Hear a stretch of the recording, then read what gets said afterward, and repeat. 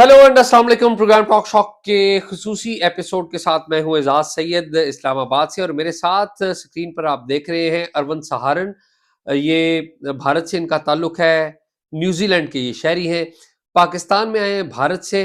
पाकिस्तान का वीज़ा लेकर, पाकिस्तान और भारत के शहरियों को एक दूसरे का वीज़ा मिलना ज़रा मुश्किल होता है, और ऐसे में जब कोई भारतीय अमन पसंद शहरी यहाँ पर आता है या पाकिस्तानी उधर जाता है तो बड़ी दिलचस्पी होती है। अरविंद को सोशल मीडिया से भी हम जानते हैं, अमन एक्टिविस्ट हैं, पीस एक्टिविस्ट हैं। इनका जो पॉडकास्ट है, इनका अपना व्लॉग जो करते हैं वो भी बड़ा पॉपुलर है। तो इस वक्त मैं होटल में मौजूद हूँ और अरविंद से गुफ्तगू के लिए यहाँ पर हाजिर हुआ हूँ। Arvind, welcome to Pakistan. Thank you so much. तो सबसे पहले तो ये बताएं कि 8 दिन हो गए हैं आपको पाकिस्तान में आए हुए, तो पाकिस्तान का इंप्रेशन कैसा लगा आपको? फर्स्ट इंप्रेशन क्या है आपका पाकिस्तान के बारे में? वेल, फर्स्ट इम्प्रेशन मेरा जो यहाँ पे आने के बाद हुआ है कि बहुत ही एक पॉजिटिव वाइब देखने को मिल रही है। बहुत सारी इवेंट्स हो रहे थे लाहौर में। मैं जब आया तो उसमें एक आपका हॉर्स एंड कैटल शो है, जश्न पंजाब है। अब 2 दिन बाद में फैज़ अहमद फैज़ का फेस्टिवल होना है जी, हबीब जालिब का फेस्टिवल था। सो या एक बहुत ही लोग शाम को घरों से निकलते हैं, जाके महफिलों को एंजॉय करते हैं, लिटरेचर को डिस्कस किया जाता है। उसके साथ साथ मुआशी मसाइल जो हैं, लोग उस पर बड़ी खुल के अपनी बात कर रहे हैं। सो ऑल इन ऑल, अगर आप हुकूमती सतह पर भी देखें तो एक सेलिब्रेशन का माहौल है, one has to be honest. बिल्कुल ठीक। अरविंद, भारत से आपका ज़ाहिर ताल्लुक है, भारत के करंट अफेयर से भी आप बड़ा राब्ते में रहते हैं तो आप न्यूजीलैंड में। जो इम्प्रेशन है भारतीयों के लिए पाकिस्तान का, वो क्या है? और रियलिटी में और उस इम्प्रेशन में कितना फर्क देखा आपने? देखें जी, जो आम तासुर है इंडिया के अंदर या फिर ये कहें ऑल ओवर द वर्ल्ड, उसी की रिफ्लेक्शन है कि जो आपके पासपोर्ट की रैंकिंग में नज़र आती है। तो आम इंसान जो है वो तो ये कहता है कि यार पाकिस्तान का पासपोर्ट जो है वो सोमालिया, अफगानिस्तान, इराक जैसे मुल्कों के साथ में इसका शुमार हो रहा है, तो हालात भी कुछ वैसे ही होंगे। तो एक आम बंदा जब हिंदुस्तान से यहाँ आता है, वो वाघा को क्रॉस करके देखता है, लोगों से मिलता है, तब उसे पता चलता है कि एक जेन्युइन किस्म की वार्मथ, एक अपनाइयत, एक खुलूस, एक शफकत जो यहाँ पे एक इंडियन होने के। मेरा ताल्लुक वैसे न्यूजीलैंड से है, 22 साल से वहाँ मुकीम हूँ, मगर देखें जी, बंदा आया इंडिया से है, इन अ सेंस की मेरी पैदाइश हिंदुस्तान की है, नाम अरविंद है, तो ये लोगों को बड़ा फैसिनेट करता आप है। दिल्ली से आए, अमृतसर, और अमृतसर से अटारी वाघा के जरिए पाकिस्तान आए। जी जी जी, ऐसा ही अटारी वाघा के जरिए। तो एक बड़ा ही एक पॉजिटिव एटीट्यूड है लोगों के अंदर इंडियंस को लेके।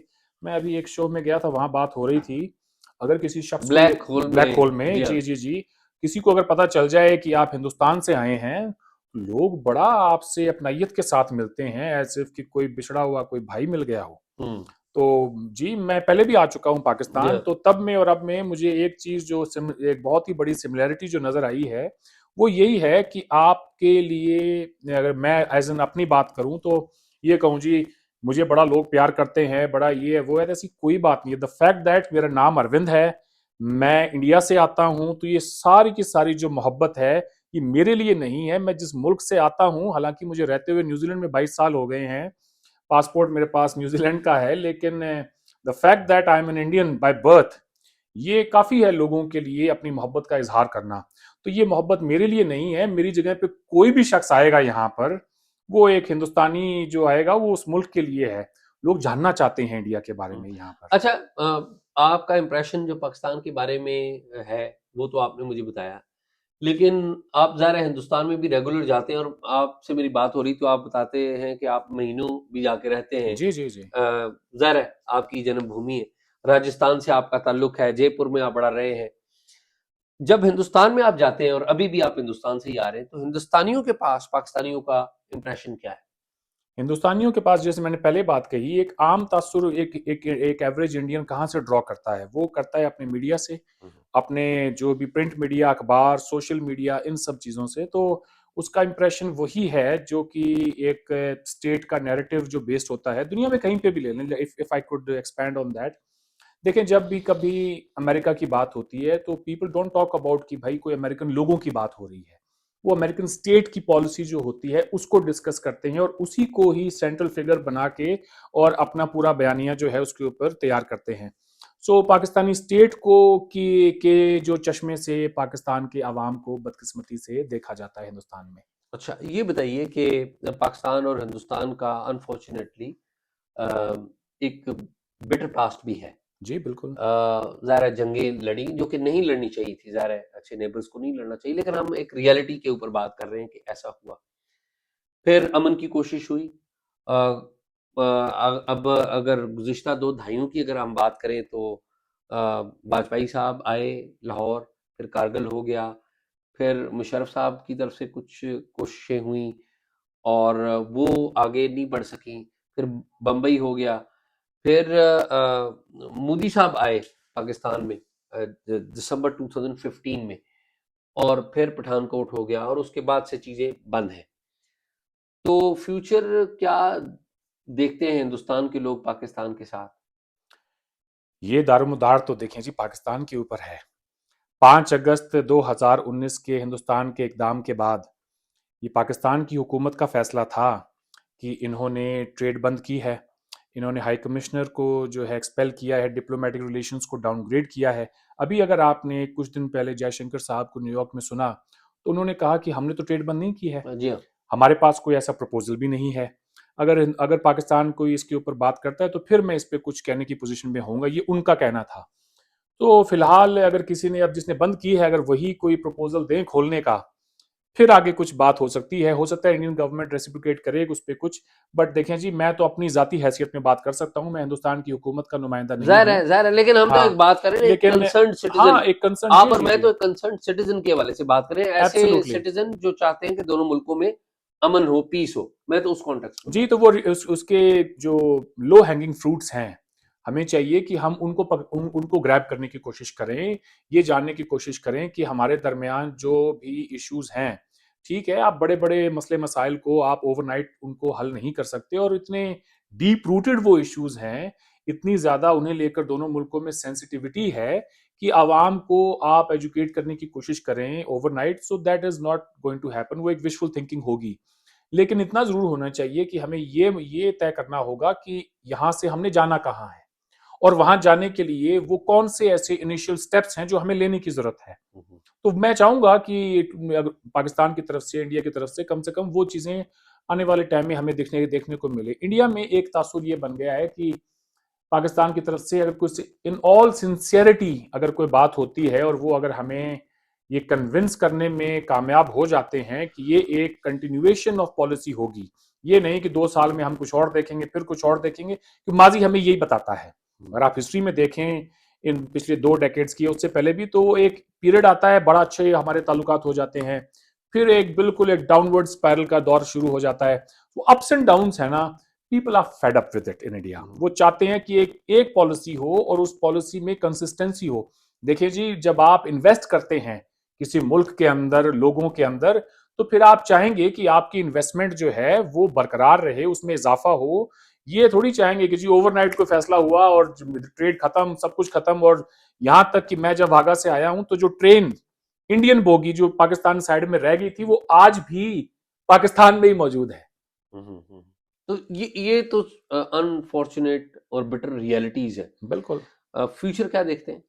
फ्यूचर ये देखता दोनों हूं। मुल्कों की जो सेंटिमेंट है वो तो आपने देख ली ना, बिल्कुल जी और अवाम। दोनों सरकारों की सेंटिमेंट भी देख ली। आपको पता है कि अभी रिसेंटली 5 फरवरी को यहाँ पे भी काफी जो है हल्ला गुल्ला हुआ है।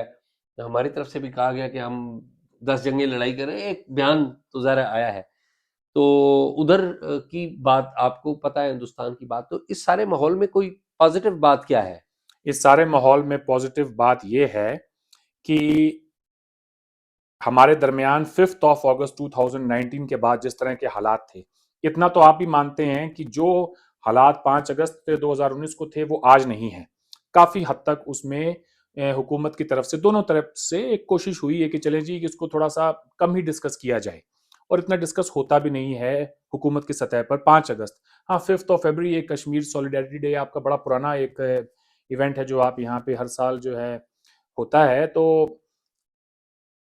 उस 5 अगस्त के बाद 2021 की एलओसी की सीज फायर भी है हमारे दरमियान। जी हाँ। तो ये एक बहुत बड़ा कॉन्फिडेंस बिल्डिंग मेजर है जो कि अब तक इसके ऊपर देख लें 4 साल हो गए हैं ऑलमोस्ट। और वो कायम तायम है। तो वो अगर हो सकता है तो हम यहाँ से आगे भी कुछ बढ़ सकते हैं।